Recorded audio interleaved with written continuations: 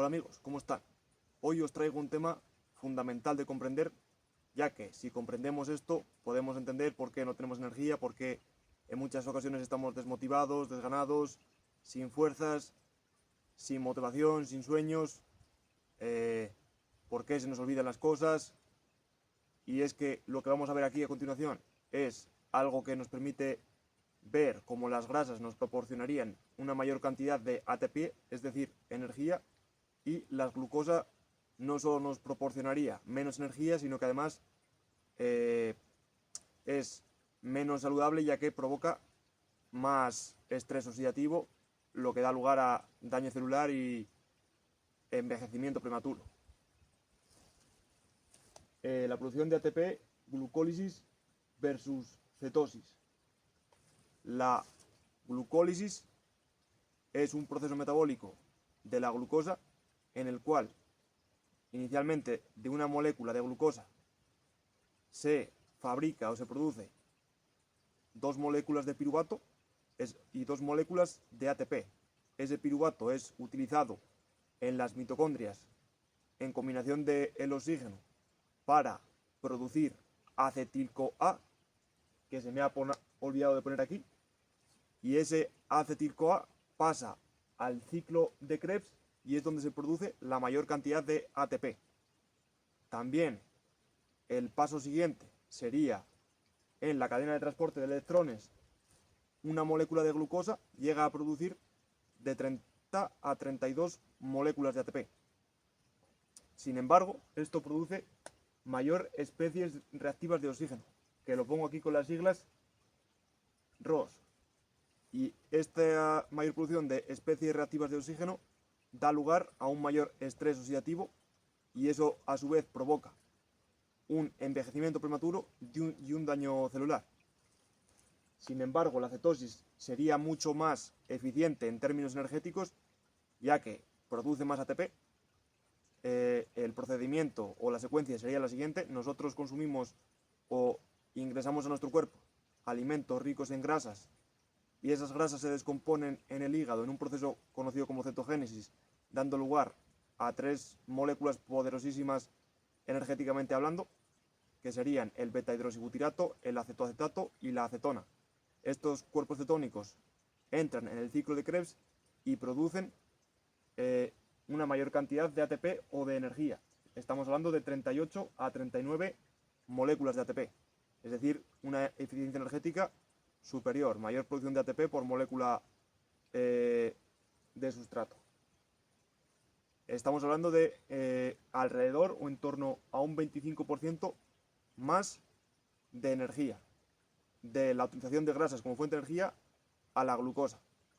Esto es algo que nos permite ver por qué la mayoría de las personas hoy en día andan desganadas, no tienen energía y están todo el día tumbados en el sofá viendo Netflix y comiendo patatas fritas, ¿sí?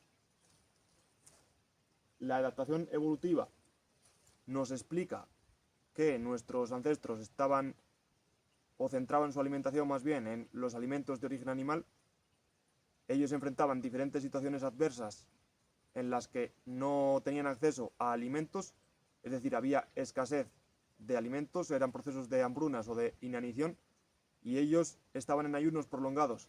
En ese preciso momento recurrían a los depósitos de grasa almacenados en el tejido adiposo para ofrecer a su cuerpo un combustible metabólico superior en términos energéticos y mucho más saludable y mucho más estable.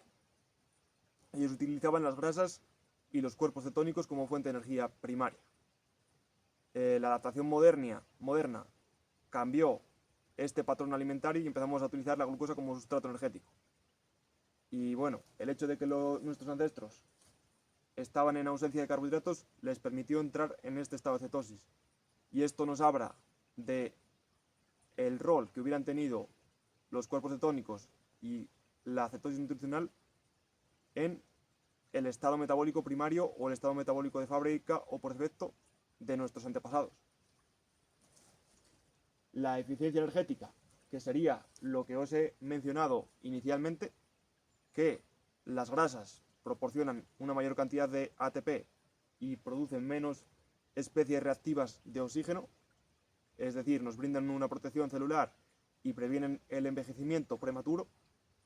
Y claro, ya no estamos hablando solo de eso, sino que además es una energía mucho más sostenible, mucho más saludable, que no se provocan todos esos altibajos en los niveles de la glucosa en la sangre, y además es una energía especialmente ideal para órganos importantísimos como son el corazón y como es el órgano más caro energéticamente hablando de nuestro cuerpo, o que más demanda energía, que es el cerebro.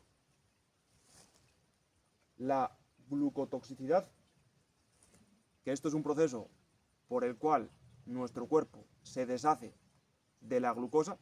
Nuestro cuerpo prefiere utilizar la glucosa antes que las grasas en condiciones en las que una persona sigue una dieta alta en carbohidratos, ya que la glucosa es tóxica y por eso nuestro cuerpo trata de deshacerse de esta glucosa. Si la glucosa está muy elevada en la sangre, si hay unas grandes concentraciones de glucosa en la sangre, se promueve lo que se conoce como glucotoxicidad, que sería un daño en los tejidos y un daño en los vasos sanguíneos. Es un proceso similar al que ocurre con el alcohol. Si bien podemos utilizar el alcohol como fuente de energía, ya que nos aporta calorías, lógicamente entenderéis que el alcohol es una sustancia bastante tóxica y bastante dañina y perjudicial, y es por eso por lo que nuestro cuerpo utiliza este alcohol como sustrato energético, de preferencia antes que las grasas incluso. La conclusión sería que nuestro cuerpo trata de deshacerse de la glucosa y del alcohol, los elige de forma preferente antes que las grasas por estos potenciales efectos dañinos o estos potenciales efectos devastadores sobre nuestro cuerpo. Y el cerebro sería un órgano que utiliza o puede llegar a utilizar hasta un 75% de energía de los cuerpos cetónicos, y esto nos habla de la gran eficiencia energética que puede llegar a promover la utilización de cuerpos cetónicos. Y además, la utilización de estos cuerpos cetónicos proporcionaría una mayor cantidad de energía a este órgano, mejorando las capacidades cognitivas como atención, concentración, memoria, toma de decisiones, procesamiento de la información, creatividad, entre otras. Menor inflamación. Los cuerpos cetónicos tienen efectos antiinflamatorios y tienen muchos otros efectos positivos, y esto ayudaría a mitigar o a reducir la inflamación, que es una condición bastante prevalente en la sociedad actual debido a que la gente hoy en día consume una gran cantidad de alimentos ricos en carbohidratos, y estos alimentos promueven la inflamación. Es decir, si no quieres estar inflamado, no consumas alimentos que te inflamen. Y la sensibilidad a la insulina, al disminuir la necesidad de insulina, mejora la sensibilidad de la insulina y reduce diferentes patologías metabólicas como la diabetes tipo 2. Estamos hablando de cuando adoptamos un tipo de alimentación ancestral donde consumimos muchas grasas saturadas y disminuimos la cantidad o la concentración de glucosa o de carbohidratos.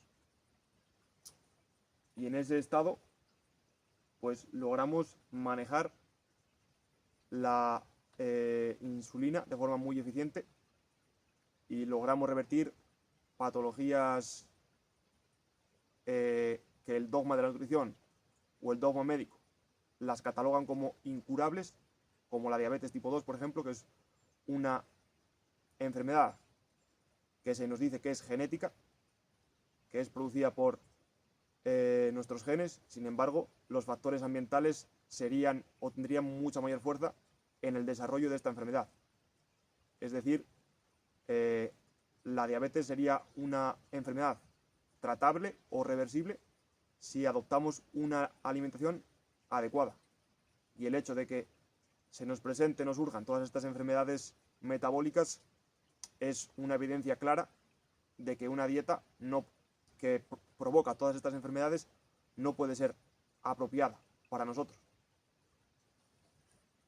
Y efectos neuroprotectores: los cuerpos cetónicos protegen al sistema nervioso, y es por eso por lo que estos cuerpos cetónicos se utilizan para el tratamiento de numerosas enfermedades neurodegenerativas. Es decir, una dieta alta en carbohidratos provoca enfermedades o trastornos psicológicos, y una dieta ancestral rica en grasas y baja en carbohidratos ayuda a mitigar o a corregir todas estas enfermedades neurológicas, y sería la solución para todos estos problemas tan comunes hoy en día.